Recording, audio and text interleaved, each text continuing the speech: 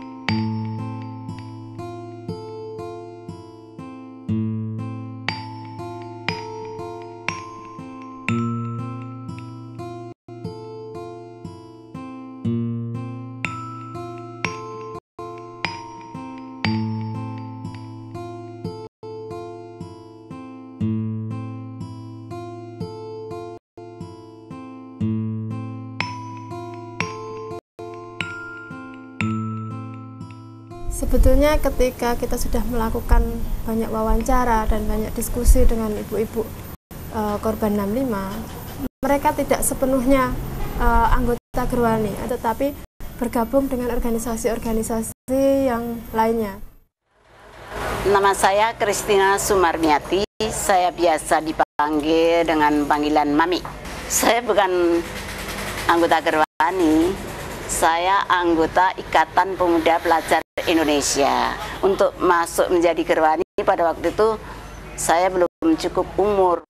Nama saya Utati. Saya bukan Gerwani, saya pemuda rakyat. Saya Ibu Sutarni. Dalam organisasi saya itu tidak pernah mengikuti organisasi apa-apa. Saya Kartina Kordi.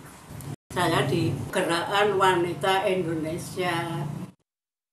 Kalau saya melihat dari beberapa ibu-ibu korban 65, itu mereka mengatakan bahwa isu yang dibawa oleh Gerwani itu menarik bagi mereka. Mereka bisa keluar rumah, mereka bisa memperjuangkan, mereka bisa ikut ambil bagian dalam masyarakat itu untuk melakukan sesuatu. Mereka merasa bermanfaat di situ. Mereka bisa mengekspresikan diri mereka bisa melawan dengan diri mereka sendiri untuk berbuat sesuatu.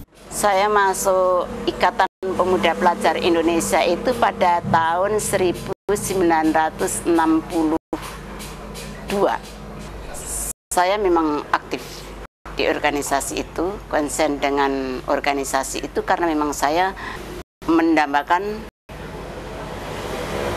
bisa mengenyam pendidikan dengan baik, bukan sekedar belajar untuk menuntut ilmu saja, tetapi adalah bagaimana menjadi pelajar yang baik, mengabdikan diri pada bangsa dan negara sesuai anjuran Presiden Soekarno pada waktu itu, karena memang Presiden Soekarno sendiri menjadi anggota Ikatan Pemuda Pelajar Indonesia, walaupun anggota kehormatan juga pelindung, sehingga itu sangat memberikan dampak yang besar untuk Ikatan Pemuda Pelajar Indonesia, menarik anggota begitu besar. Ya, memang saya masuk organisasi itu karena saya di situ ada kegiatan bangsa menyanyi, menari, baik tari klasik maupun tari gabungan ya. Itu ada, jadi saya tertarik untuk masuk karena memang saya suka menari. saya di Gerwani ditunjuk dokter Tanti, disuruh kasih kursus menjahit, belum masuk sebagai anggota Gerwani. Bisa masuk anggota Gerwani kalau sudah 18 tahun atau di bawah 18 tahun, tapi kalau udah kawin ya siapa yang setuju programnya, pokoknya kan ada ADART ya setuju, pegangannya kan perjuangan Kartini. Sampai sekarang ada undang-undang anti kekerasan apa itu, sesungguhnya yang dulu kan mempertahankan feminisme itu.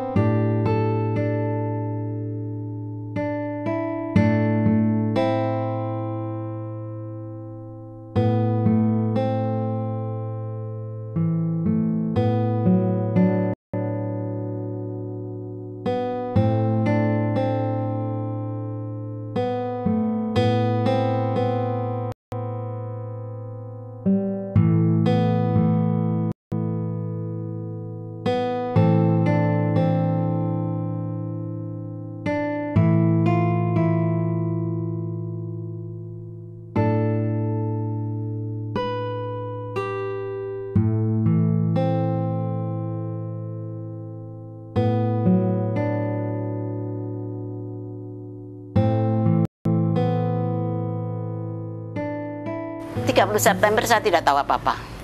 Sesudah lewat dari 30 September, radio menyiarkan ada gerakan ini dan itu baru saya tahu kalau itu ada gerakan 30 September. Radio saja juga bukan radio tempat saya dengar di kos-kosan di tetangga, kan saya kos. Waktu itu tanggal 1 Oktober ya, diundang adik saya ke rumahnya. Hari itu anaknya yang paling kecil ulang tahun. Tahu saya selama di perjalanan itu kota Jakarta itu sepi seperti kuburan. Tidak ada banyak orang jumpa, tidak ada. Wah, saya tanya sopir saya, ada apa ya Bun ya? Sopir saya juga bingung. Iya ya, kok sepi banget. Jadi begini ya, waktu itu kan Ibu masih di DPR. Bulan Oktober itu reses. Jadi saya punya alibi selama tanggal 1 Oktober sampai 17 itu tanda tangan hadir. Tapi didakwa kita ikut ke lubang buaya. Kalau kita bicara tentang perempuan korban 65, itu ada yang harus kita bedakan. Pertama adalah mereka yang ditahan, yang disebut aktivis Gerwani, walaupun sebenarnya latar belakangnya belum tentu Gerwani. Kemudian ada yang aktivis, yang ditahan tadi ada yang aktivis dan ada yang istri dari seorang aktivis yang disebut PKI ya. Apakah dia anggota Partai Komunis ataupun ormasnya itu soal lain. Tapi pada waktu itu selalu laki-laki yang menjadi korban 65 disebut aktivis PKI. Nah, istri-istri dari mereka pun sebagian juga ada yang ditahan tanpa mereka ini pernah aktif di dalam organisasi. Saya pada tanggal 22 Desember 1965 saya diambil. Karena saya dulu anggota Ikatan Pemuda Pelajar Indonesia, saya dikenakan apel. Tiap hari harus apel di desa saya. Pagi, petang, siang, malam itu harus terkontrol, terdeteksi di mana berada, apa yang dilakukan. Sesudah itu saya tidak boleh pulang. Saya disuruh bersiap-siap untuk dibawa, untuk diambil diamankan istilahnya pada waktu itu? Waktu itu kan saya masih kuliah di akademi Sospol, ada akademi.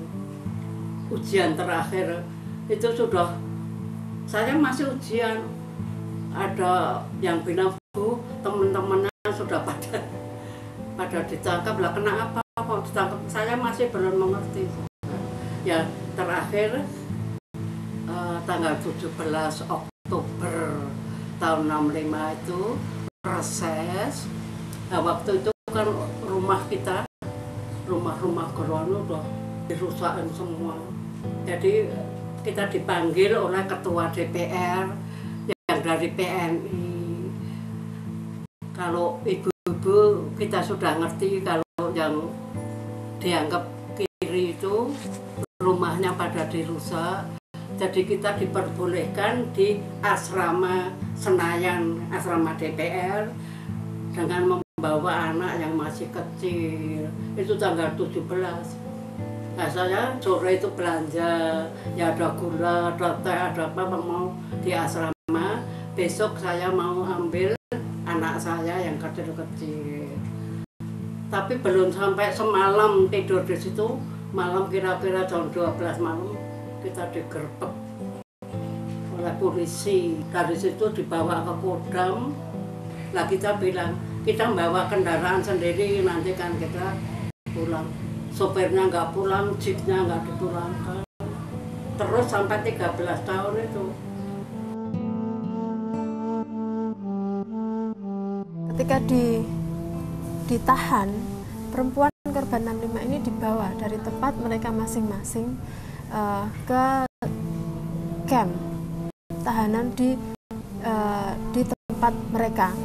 Misalnya untuk di Jogja ini ada beberapa kabupaten dan itu ada beberapa camp. Kalau di Kulon Progo itu mereka dikumpulkan di balai desa. Setelah di balai desa mereka dibawa ke penjara Wates bersama dengan para tapol tahanan politik yang laki-laki. Kemudian mereka diadakan diinterview di satu gudang padi, namanya gudang padi sentral. Di situ mereka diinterview dengan siksaan yang luar biasa, dengan pertanyaan-pertanyaan, apakah mereka sebagai anggota Gerwani, apakah mereka membunuh jenderal, apakah mereka membunuh camat, apakah mereka membunuh lurahnya. Kami yang kami alami di tahanan, kalau bapak-bapak itu banyak yang disiksa, dipukulin, diajar habis-habisan banyak. Kalau kami perempuan di kamp itu biasanya rok ya, rok itu dinaikkan di sini, disingkap, dicari capnya, ada capnya apa enggak. Katanya kalau Gerwani ada capnya, jadi pahanya ini dicap Gerwani gitu. Padahal kayak sapi aja ya. Siapa yang mau ngecap? Siapa yang sempat ngecap seperti itu? Gerwani itu kan ibu rumah tangga, ngurusin anak, suami, macem-macem. Tapi ya pada waktu itu seperti itu. Akhirnya suatu malam saya diperiksa lagi sama teman satu sel ini. Saya ditanya, benar-benar tidak mau mengakui. Kami tidak bisa mengakui. Sudah tidak mengaku, tidak. Kami berdua ditelanjangi. Setelah itu kami disuruh memilih mengaku atau memilih duduk berpangkuan. Saya tidak pilih. Saya tidak mau berpangkuan dengan orang yang tidak saya kenal walaupun saya sudah satu kamar. Dan itu melanggar moral. Tapi apa? Kami berdua dipaksa. Kami diangkat, mereka mengangkat kami, diposisikan berpangkuan. Rasanya dunia itu gelap pada waktu itu. Saya tidak pernah membayangkan kalau bangsa saya sendiri tega memperlakukan bangsanya sendiri, saudaranya sendiri seperti itu. Apakah mereka tidak lahir dari perempuan? Apakah mereka tidak punya saudara perempuan atau ibu perempuan?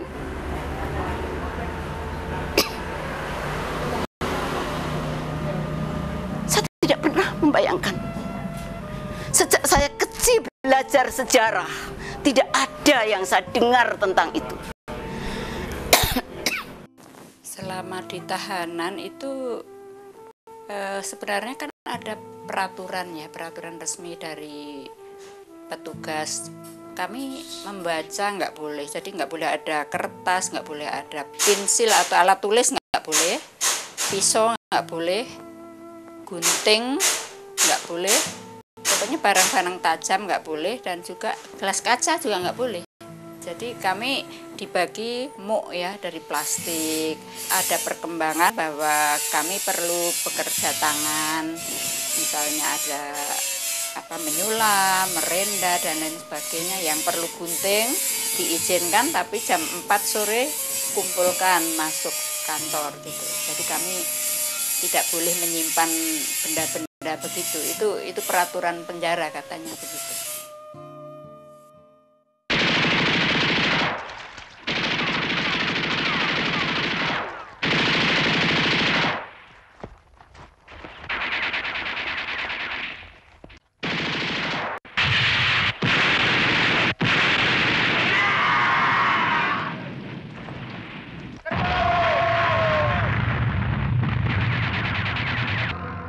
Seperti halnya juga 65, kalau kita lihat dari film yang selama 30 tahun selalu diputar ulang, bahkan juga dari sejarah yang dibaca oleh anak-anak sekolah, seperti yang 65 itu hanyalah sebuah adegan tentang pemberontakan yang kemudian ditumpas oleh kemenangan kelompok tertentu, tapi orang lupa bahwa di balik itu semua ternyata mengandung cerita-cerita pedih yang berdampak hingga sekarang.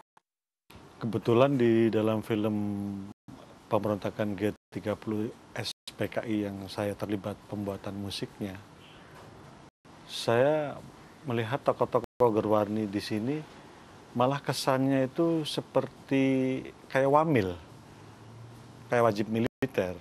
Karena pada waktu itu mungkin mereka menggunakan seragam-seragam tentara gitu.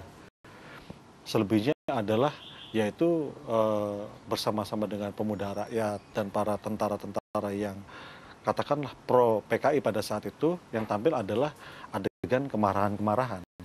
Itu yang saya tangkap.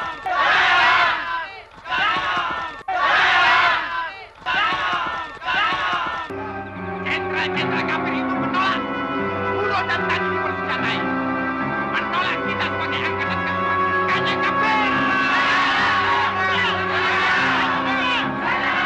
Hidup Bung Karno, hidup ini, hidup Pulau dan Tani, hidup Nasakov, hidup rakyat.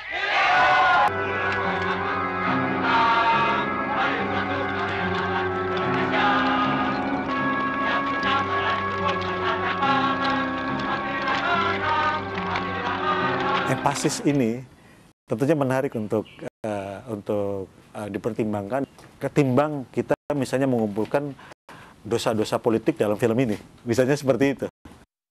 Sejak kecil saya mempersiapkan anak saya tahu siapa saya dan bapaknya. Walaupun seapapun, tapi cerita seorang ibu itu tetap didambakan oleh anaknya. Dalam cerita-cerita seperti itu saya masukkan dengan misi membongkar semua kebohongan-kebohongan itu. Klimaksnya, waktu melihat film G30S, mereka pulang tanya ini, siapa yang cerita? Film, Bu. Penuh antusias mereka menjelaskan bersama. Nah, dah sekarang makan dulu, nanti cerita. Tuh. Setelah itu saya tanya supaya yang kecil,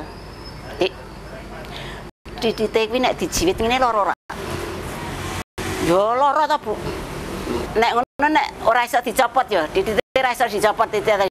Yo ora, Ibu ki ngawur gitu yang kecil. Oh.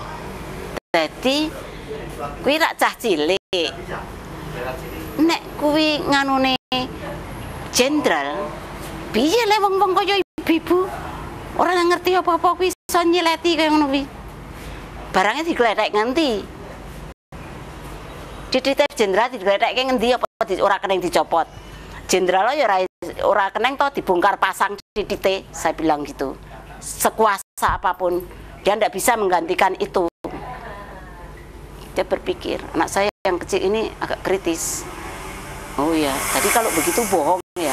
Ya bohong. Ada film G30S ada sampai 30 tahun kan itu yang dipropagandakan. Saya sendiri saja, saya film G30S juga nggak pernah lihat. Saya nggak mau lihat karena ya ngapain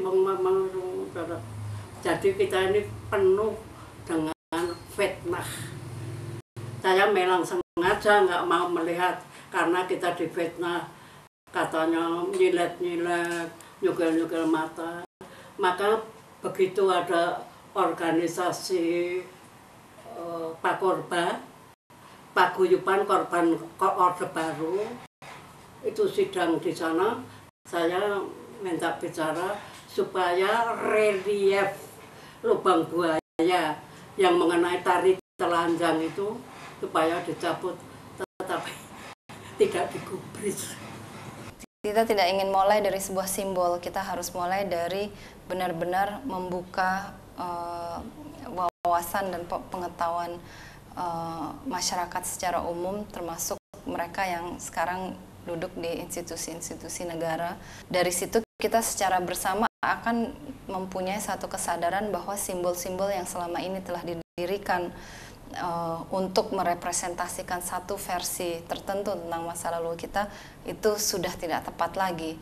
Bukan pembongkaran yang perlu kita lakukan, tapi justru itu adalah catatan sejarah itu sendiri bahwa itu diproduksi oleh sebuah rejim tertentu untuk sebuah agenda politik tertentu.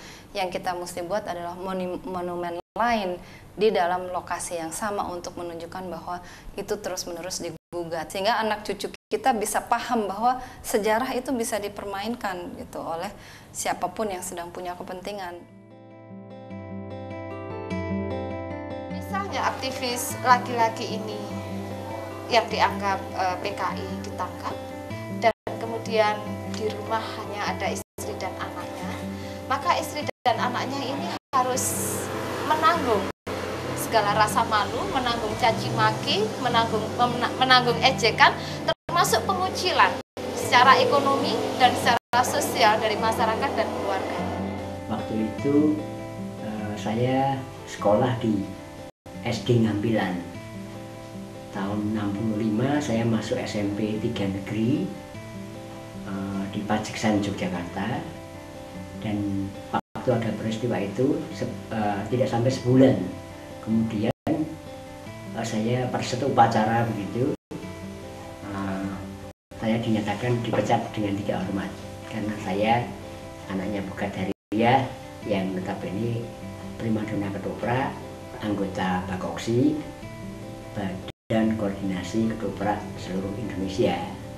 Nah, stigma bahwa anak PKI itu nggak layak hidup lah, nggak layak dihargai, harus dijauhkan dari pergaulan, itu yang membuat saya sebenarnya sakit. Karena bagaimanapun juga meskipun saya tidak di penjara seperti ibu saya, tapi sebenarnya saya menghadapi penjara yang lebih luas, penjara sosial. Itu yang sangat berat. Waktu pas ujian pegawai negeri, saya ikutin tertulis, cuma pas waktu mau tes screening untuk pegawai negeri, terus teman saya ngomong, wah yang payah nih katanya, aku yang lahir di Madiun aja katanya screeningnya begini. Terus saya pikir, daripada nanti ketahuan saya anak siapa, terus akhirnya saya ya nggak mengundurkan diri, cuma saya nggak ikut ujian.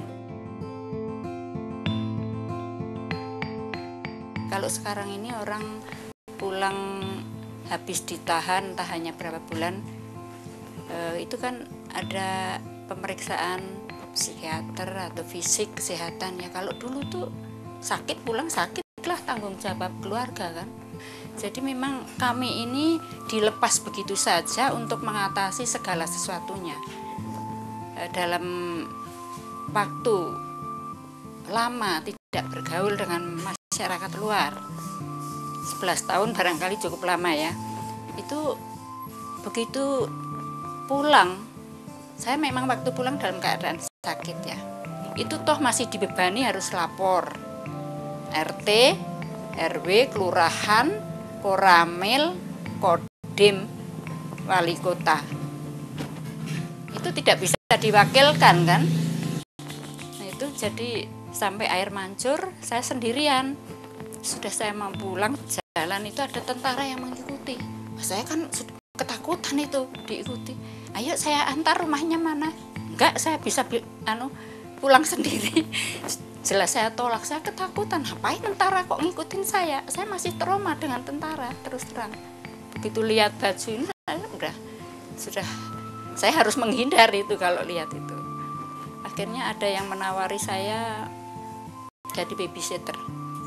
Waktu masuk itu saya punya beban utang. Saya sudah berjanji dalam hati saya harus bisa membayar itu kapanpun dengan tenaga saya sendiri. 35 1 bulan. Tapi karena dalam badan saya itu sakit, begitu saya 1 bulan dapat gaji, saya mohon keluar. Dan kebetulan teman yang saya ambil sepatunya itu, dia itu dengan anak 4 entah berapa itu saya ketemu, saya bilang kalau saya membayar utang, kan dia kaget. Kok saya nggak mengharapkan.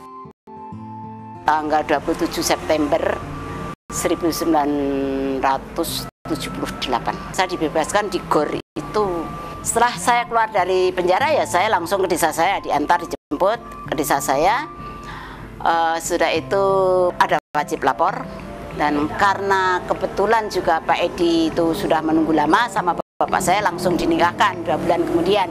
Kebetulan waktu pulang itu saya ada hadiah dari adik-adik.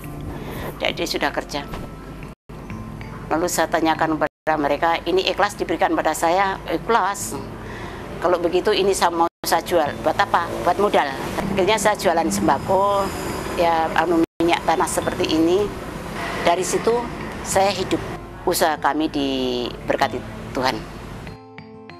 Terus ya itu dekronya, kebetulan rumahnya itu besar. Ada endekos untuk cari makan tadi, ada guru-guru, ada dari bank, ada dari PPR. Itu saya rumahnya gede di Keroya itu. Jadi hidup saya dari endekos itu. Kemudian secara sosial, tetangga pun tidak ada yang berani menolong, bahkan menjauhi, dan keluarganya pun yang mampu tidak mau memberikan bantuan. Yaitu tadi, pertama karena sebenarnya semua dirundung semacam ketakutan dan kejijikan. Ternyata keluarga saya juga banyak yang bisa menerima saya, walaupun ada juga beberapa yang tetap takut. Mungkin sampai sekarang ada juga, tapi bagi saya itu nggak masalah ya sekarang. Masyarakat sih pada waktu itu macam-macam. Lahir semuanya sudah baik. Tentang bagaimana perasaan yang dalam itu bisa kita tangkap dengan perasaan kita sendiri. Bagaimana itu sebenarnya basa-basi atau enggak, itu kita yang tahu. Karena memang dulu sejarahnya kan ada siapa di desa itu yang menjadi tukang menunjuk ini, mengantar ini, mengambil, melempari rumah saya. Semuanya terekam dengan bagus di ingatan adik-adik saya. Tapi sekarang seiring dengan perjalanan waktu dan saya hidup berkeluarga, semuanya sudah baik. Posisi justru karena kebetulan kami juga hidup biasa, wajar, normal, dan dalam hal sosial kami sejak dulu memang ditanamkan untuk berjiwa sosial. Itu kami lebih menonjol daripada yang lain. Jadi mereka sekarang menaruh hormat. Tapi untuk masa mendatang ya bangsa ini jangan berlaku begitu lagi lah penguasa itu. Jadi kalau memang kan dua kali 24 jam diperiksa. Kalau memang bukan ya keluarkan. Jangan direndam di dalam sampai nggak tahu menau sampai dari kecil sampai besar kan. Karena rata-rata kan ya apalagi yang anak-anak yang memang nggak tahu apa-apa itu kasihan. hilang semuanya. Saya sendiri kan juga hilang masa artinya umur yang harusnya bisa untuk berkreasi, bisa untuk sesuatu, entah untuk keluarga, entah besarnya untuk negara, kan akhirnya tersumbat semuanya. Nah, itu mudah-mudahan yang akan datang jangan sampailah pemerintah kita ini berbuat begitu lagi. Apalagi dengan HAM, dengan segala macam peraturan sekarang ini sepertinya menyejukkan, tapi entah dalam praktek nggak tahu. Sebaiknya ya pemerintah bersikap arif lah, artinya sejarah sejelek apapun itu sebaiknya diluruskan. Pelurusan sejarah, permohonan maaf dari pemerintah kepada rakyat Indonesia yang telah membunuh bangsanya sendiri. Dan yang ketiga adalah perlakuan yang sama, pemberian hak yang sama pada setiap orang. Pemerintah memperhatikan nasib daripada rakyatnya. Pokoknya apa yang dicanangkan oleh Presiden Soekarno sampai apa tujuan revolusi Indonesia itu sesungguhnya masyarakat yang adil dan makmur, bebas dari penjajahan. Kecintaan kepada bumi pertiwi tidak pernah luntur. Apapun yang bisa kami persembahkan kepada nusa dan bangsa sampai kapanpun akan kami persembahkan. Itu tekad kami.